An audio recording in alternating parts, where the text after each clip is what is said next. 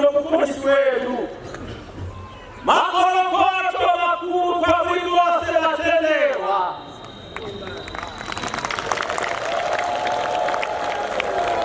kushika pano pandari kure pamushala mwari pamusangano wechirero chashe wepwerino ra 2025 makorokoto makuru mwari wakanaka unoshamisa wakarongera Israeli yeZimbabwe zano nokuponiswa kwedu tinotenda mwari kwazvo zvakataura nokumuranda wake Mozisi pana Deuteronomy 12 verse 5 iri pano pamusha waMwari pandari kure hataiziva kuti nzvimbo inogara Mwari ndeipi dai Mwari asina kutuma nekuzodza mutumwa wake Pauro mwazha weAfrica wakatumwa naJesu mazuva ano kupedzisira kuti azozorodza nokunyaradza vanotenda nokuti nzvimbo zhinji dzatinoenda kunonamata asi hataiziva kuti panzvimbo inogara Mwari ndeipi. Saka mukutumwa kwaPauro mwazha weAfrica chikamu chechipiri pachitsauko 6 pakatanga kunyorwa namavara makuru pakanzi ntari kure muzodzere ipapo pachazovakwa aritari pakanzi ntari kure chinovarira nekona wapodzera murwizi muna shashe mukwera vachirumhanzu ugaro hwamasi vose tezvonyenga nepasi kutadze makare yaMwari mupenyu kwechuta Mozisi akamudzwa nakudzwa nzvimbo akanonzi pane nzvimbo inogara Mwari muranda waMwari Pauro mwazha akatuma akanzi kwete hakusi kwaIsraeri iZimbabwe Central Africa pandari kure ndopanogara Mwari pano zvinotazadziso shoko waMwari rakanzi munofanira kushandira kuno kuendapo panapa Mwari hashandi ndopanogara pano isu ndisu tashanda pamusha waMwari zvinopana zvinhu zvakakosha zvatoda kubatsirana pano wangwananano kuti tizive nokuti muparidzi wakati pfuma chitaviridzo nezimo chitaviridzo asi ziva akakosha kupfuura pfuma nekuti ziva inochengeta upenyu hwanayo Afrika yedu panapa panogara Mwari panapa zvinhu zvakatenderwa naMwari mangwanana anaya kuti tiungane pamusha waMwari ngatiswederei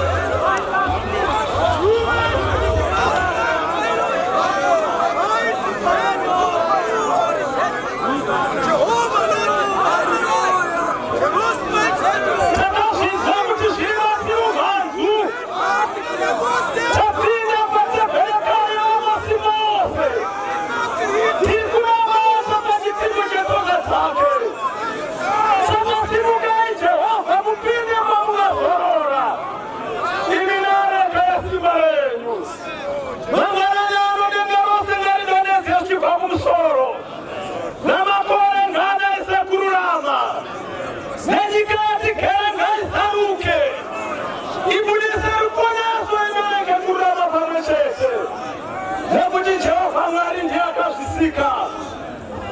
Elikana alisinda ni mkazi wake hana. Matembele Maria yepashiwa kwa limwe. Wajinona matamwari na kubaira shibairo. Amen. Asiaka soshidari mwenguwa. Ana akaramba kucha. Akaramba kubuya mtembele. Tiriba tembele ya mwari nasi pano. Nati simu zemo yenu. Tiwane fatari ngane fatafangira pano mara kare matiri. Ana akaramba kucha. Muprizite nati mwana kere pacha kari tembele. Akaona hana akifambisa milomo yake.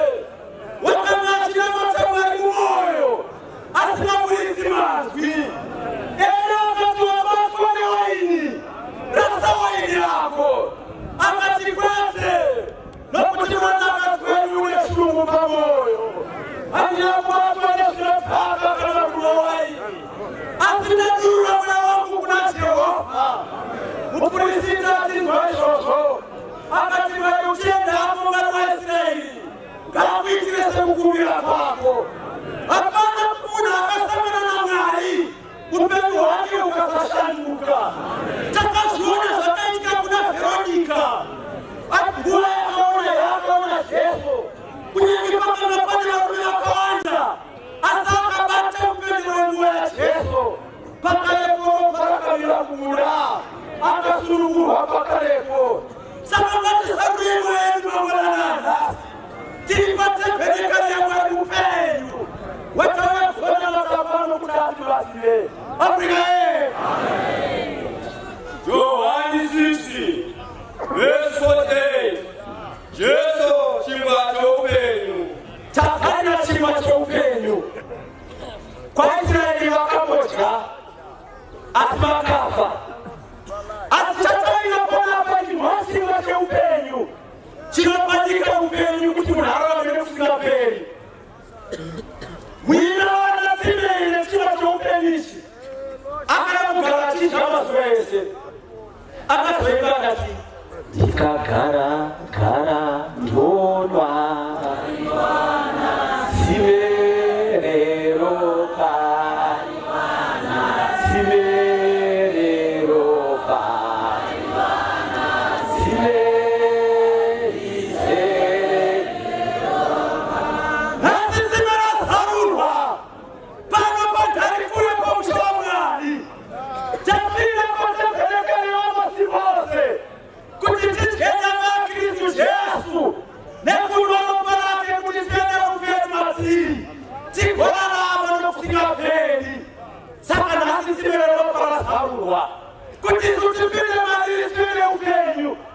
Uzafunga chimwe chinu.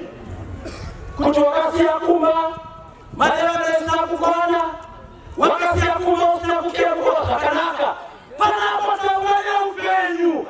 Tawanya upenyu usinapeni. Mweka kuruka wali kujenga. Abrahama achiona mali. Pachake na watu wawili. Wachenda kumwona Sodoma na Gomora. Nokuti kutaza kwa Sodoma na Gomora. Hao sana sakwira kwa milika mwali. Maraka kuruka pachake. Akatina kwenda kunosonera. Asa Abraham na Sara. Akautamari kuti pano baba pana mwana. Chikondero maranga uya pachake. Watu wapeta kuja. Ndo pakati na Abraham. Wendo uya mwalenge yui. Tichatoka Sara kwa baba anegawale mwana. Chikondero maranga uya pachake. Amen. Sakapana hapa marani pano. Kutatu matire. Beti kanata zara mwenyu kwa hali. Chikachanya Kristo Yesu. Neku maropa yake. Kana zara tare upenyu asiri. Chakuna wano kusinga peri. Tane simba kukumukia kumtua upenyu. Kuchichifana na Kristo. Mpara Kristo isinga peri.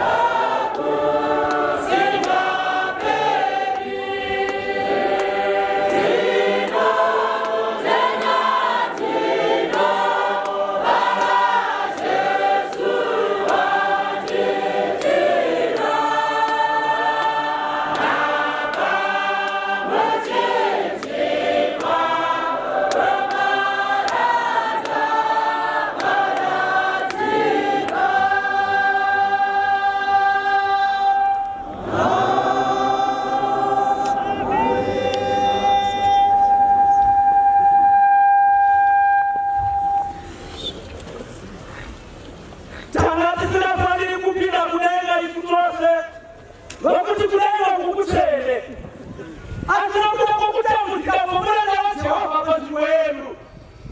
Zvakazoita kuti vakuru vana 24 nezvisikwa zvitatu zvina vaimba rwiyo rwakasina kumboibva, vakaimba rwiyo rutomudenga. Isoni Jesu Kristu atenda kutunga nababa kuya panyika kuzosvika vanhu. Vakaimba rwiyo rutovachisi ndimi vakabayiwa, imi vakafanira kuti mutore bhuku nokuzarura zvisimbiso zvayo nokuti vakabayiwa mukatengera varire ropa renyu vanhu vanobva kumarudzi ose, vechivi dzose navanhu vose, mukavaitira Mwari wenyu kuti vave ushe navapirisita vabate ushe panyika. Tanga tisingafaniri kupinda kudenga isu nokuti kudenga kuchene, asi nokuda kwokufa kwaiswa Jesu Kristu kwakatifira napo paKalvari takatengerwa upenyu husingaperi. Asi zvino kuti tikwaniswe pakupinda kudenga mangwana takafanira kupinda musanctuary kuti tidye nyama yaKristu Jesu nekumwa ropa rake kuti agone kuzotimutsa pazuva rekupera. Ndini chingwa chaupenyu, madzibaba enyu akadyamana murenje akafa. Kwaisiraeri vakadyamana murenje akafa, nekuti chingwa chavakadya murenje hatina kugona kuvapa upenyu. Asi ichi chakaburuka kudenga ichi ndo chinopanyika upenyu kuti vanhu vararame nokusingaperi, ndo chataunganira panapa. Saka pazuva ramangwana panapa panenge pagadzirwa sanctuary. Chirayiro ichi chakadyiswa mudenga Paulo wacho waAfrikanipo akaburuka nebhodhoro rewaini tsvene yakakomborerwa kuti azopa vatendi veAfrican Apostolic Church chipiri usiku 1:30 Mudzekwedza.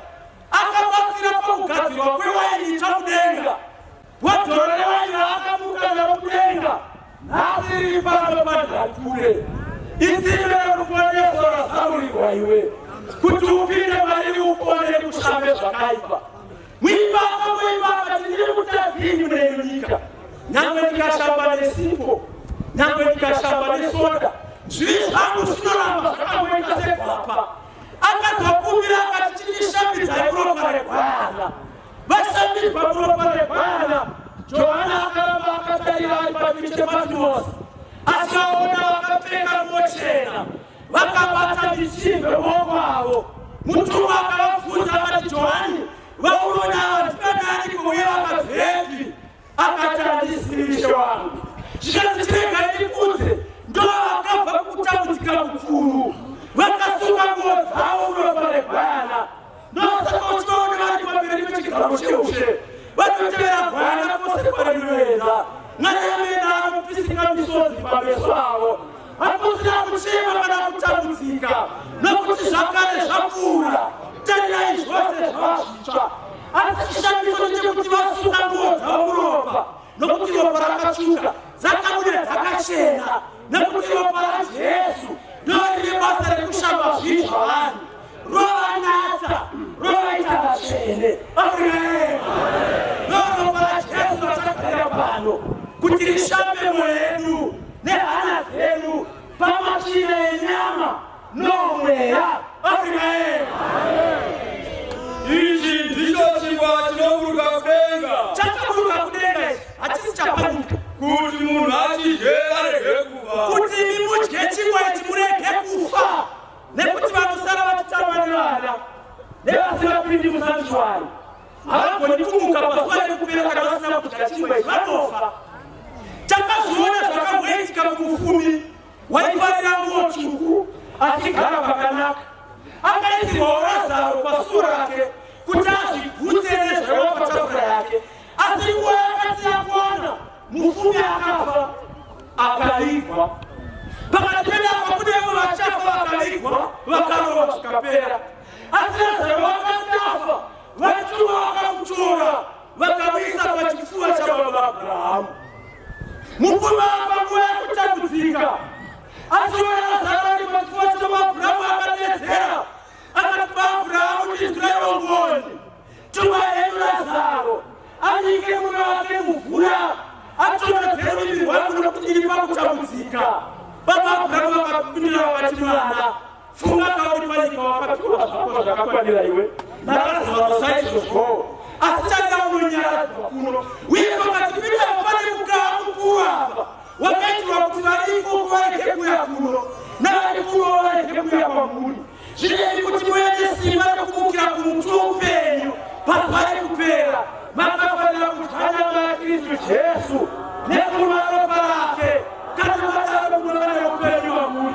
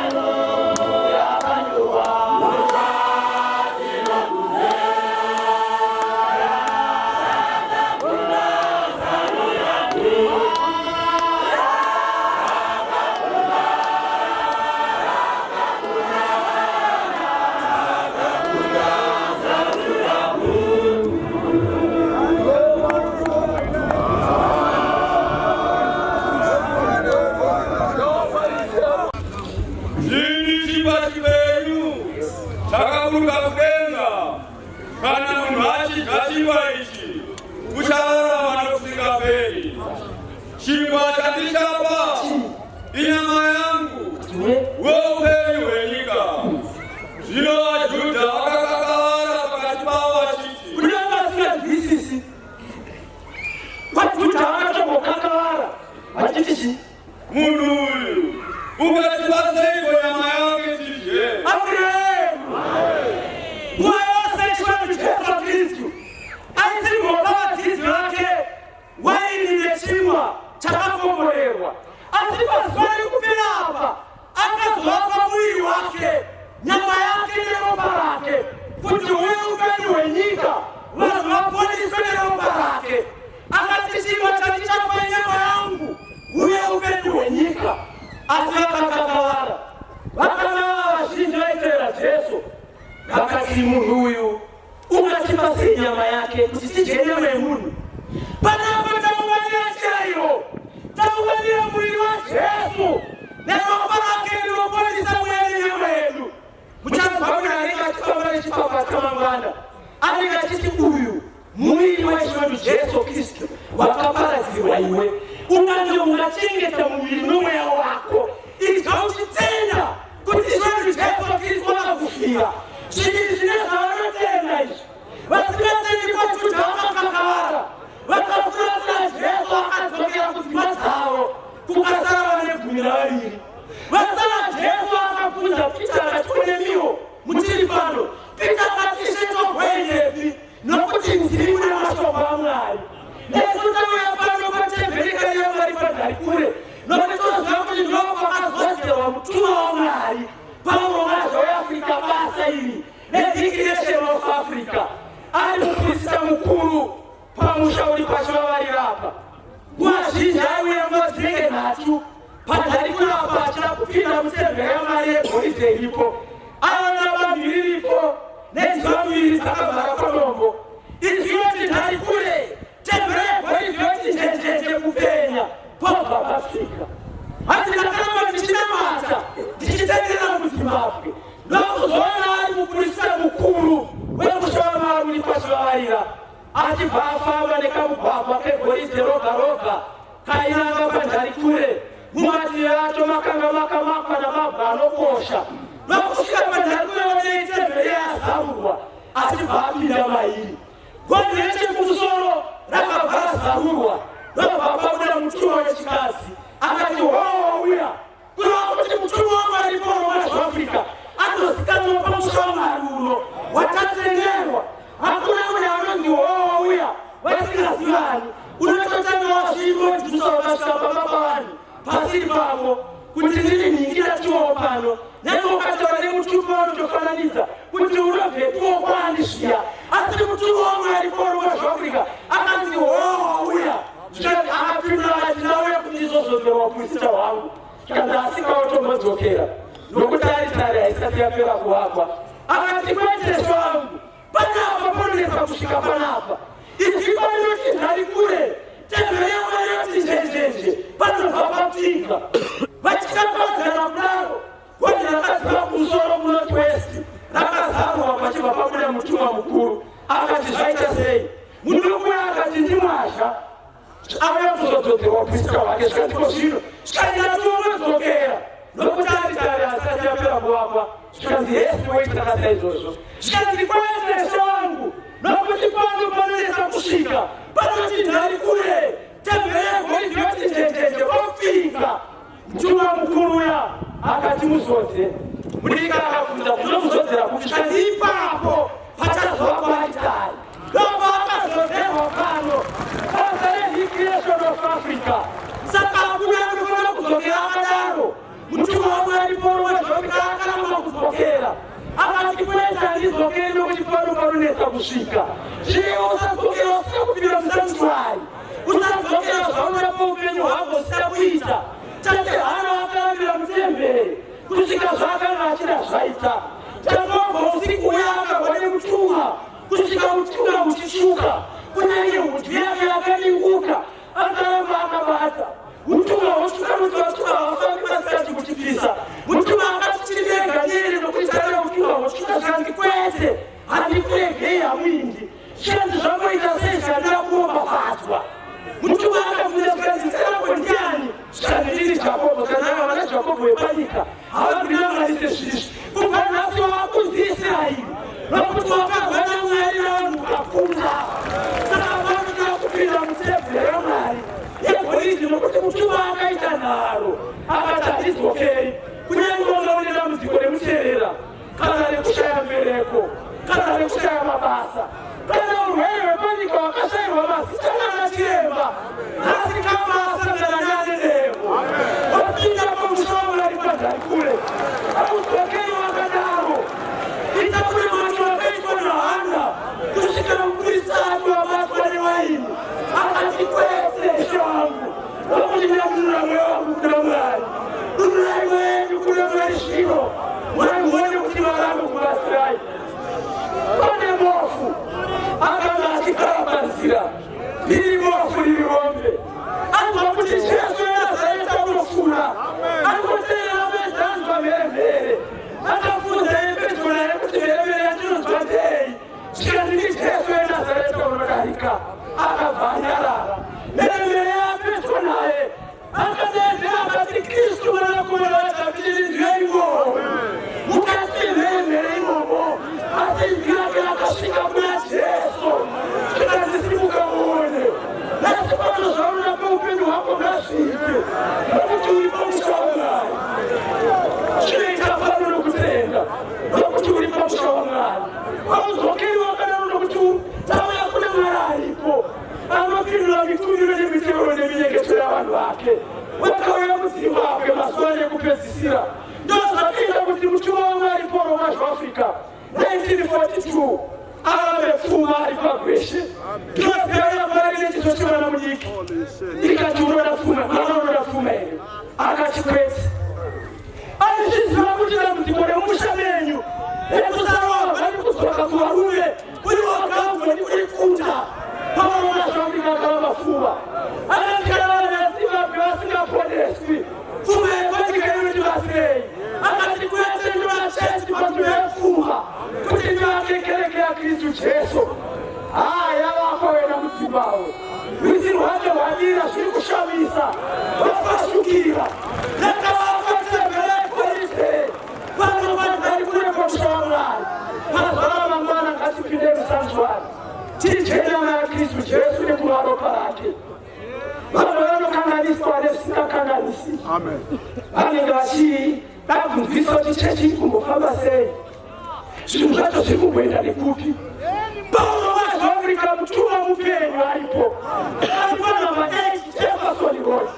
na alipaki heti fiuzi mkutare harai Tia permanent head wake African Apostle Church kama asipo alinakamiri wanedamu wele mtuma mpulisiti Bishop Mbonetu watumasha Chechi ilimo kwa Kristu Yesu hakuna kuna wivuta na kuimba na kutaka kufikiwa na Yesu pakafa Mungu anatete nai mishene pandeni yakatangira pakoko sehemu kusaka ikasopera kwa nikale tukasafu inatete nai yowe mishene ya pera pakapandishe liwe pakatende ukawani 1164 mishene ya pera mwanadamu aliporo mashu Afrika akaita muna macho wakwiza chechi ya Yesu mumaoko ake ile mbezi anogona kuituliza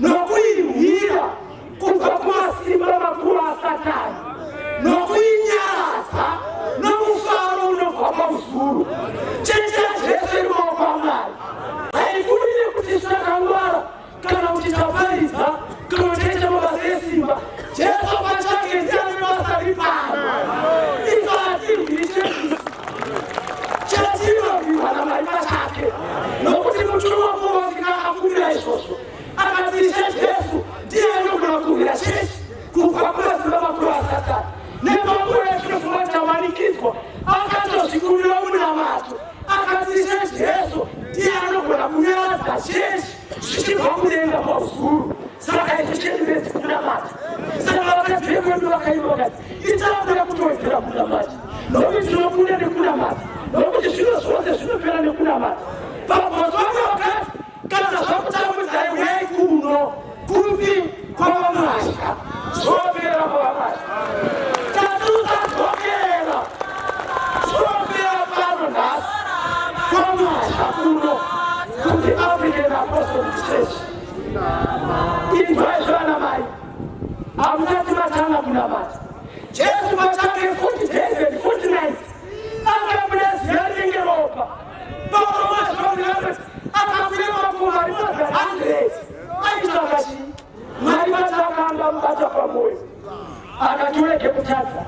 Unafanya kutabasara mshenga. Kwa iwe uvite. Iwe uvite. Kana Paulo wa Afrika. Akakulema mapomano turazana. Tumebani kaka iranga. Akabitwa mlazishani yomoto. Akabikwa. Alichiranga nulinenga. Wachunga chayo. Mukazi mkuruya.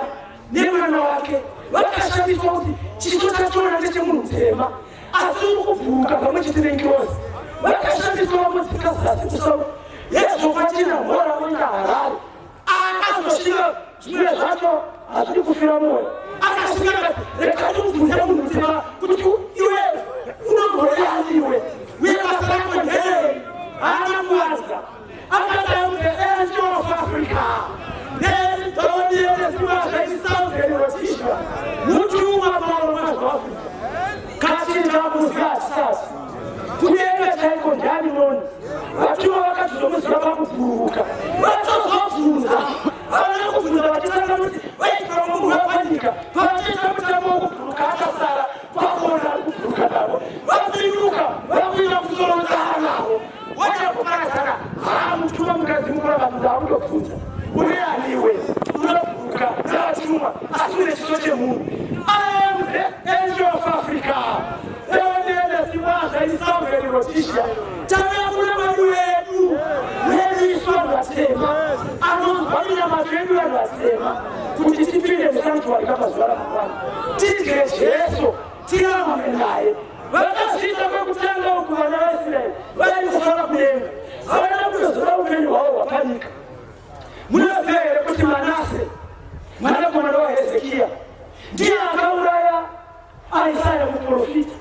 Akamusheka ne wite so hana kutisa kuti akanga akufunga nimekuta ndowe musha usinuno andeye ifunga kumusha nekuta kwa wakava wabere wakatukira kwa Mungu azazulu mutazenyika yakafura mikunaka ndokuta nekulenga Kristo Yesu atakara pano ndiye misha no wakiwe kutai ana kuna kiwafunga akaliwakiwa Zimbabwe ili makarabana bai asichangu kulisai kutenda kuna toro wakati wao nekupinda msanji wali kwa swara mangwana mute Yesu ulala kare taimo imatisi izwai mazwai mwakapinda katatu chikeni izwatu ndela Yesu ili kutichi chikeni wano udanga wachi musi upini kanapo twano na Yesu kana na Yesu wano na mandarini Nalimu watoto na malali kudenga Sama walifanyika Nuzi ya Yesu Mutafia na Apostolic Church Lenga sama lukaya Yesu ametwawari Ziropazo Nyochi kwa muri Ukana santi ziropazo Mbae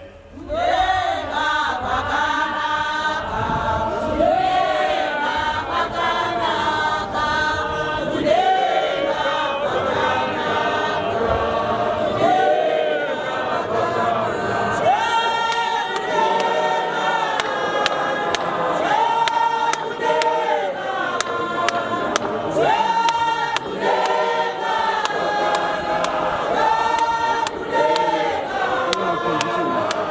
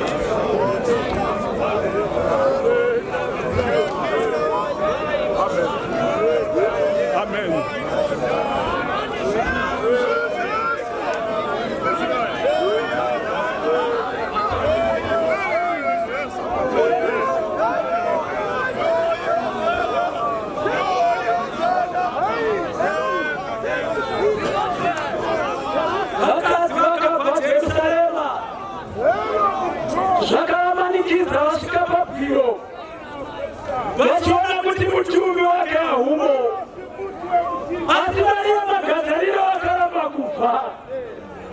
Ichomi Jesu Kristu achitaura naye, vakafunga kuti zvimwe muridzi wemunda. Akati mamuise piko, ndiudzei kwamamuisa ndiende kunomutora. Achirangarira nguva yaya akatenga mafuta anokosha ne300 dinari, akadurira pamusoro wake achimuzodza. Akamanikidzwa vachishaya mutumi wake mubwiro.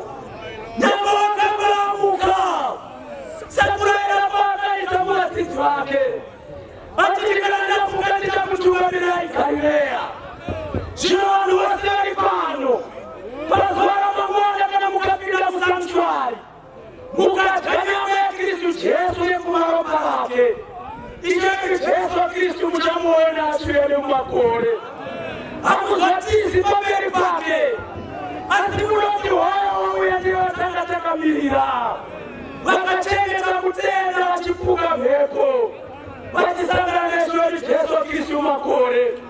Asi vakaipa vasingadi kutendeuka, nevanosara vakagara kumisasa vachitamba nevana, vasingadi kupinda musanctuary, vachatiza pamberi pake. Asi vachamhanya kumakomo vachiti makomo tisikirei.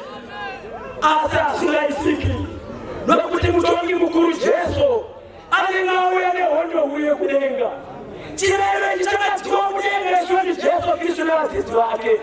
Akatotuma Pita mudzidzi wokutenda naJoni mudzidzi worudo, akati endai kune nyakuta Israeli, baba vaMaria mukadzi waKlofasi, munoti kwaari ndekupiko kwamakagadzirira kuti tinodya chirayiro nachochi Jesu Kristu.